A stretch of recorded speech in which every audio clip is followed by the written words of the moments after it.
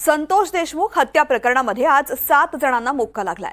राहिलेला 8वा सुद्धा मोक्का अंतर्गत गेला पाहिजे, त्याच्यावरती सुद्धा 302 झाला पाहिजे असं वक्तव्य भाजप आमदार सुरेश धस यांनी केलंय। तर 1.5 कोटीसाठी संतोष देशमुखांची हत्या केली आहे। वाल्या काका 1.5 नाही तर संतोषसाठी आम्ही 3 कोटी गोळा करून दिले असते असंही सुरेश धस यांनी म्हटलंय।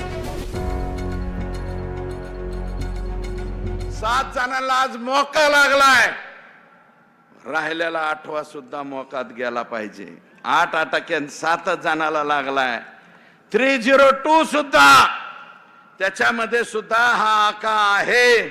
आका म्हणत असेल मेरा कुछ संबंध नहीं है, तूच तो मेन है। आणि वरचा आका 19 ऑक्टोबरला स्वतःच्या बंगल्यावर सातपुडा बंगल्यावरती बैठक ज्या मंत्र्यांनी घेतली तो ह्याच्यातला आरोपी नाही। हे कसं मला समजून सांगा ना पोलिसा हो। संतोषची हत्या राहिलेल्या 1.5 कोटीसाठी झालेली।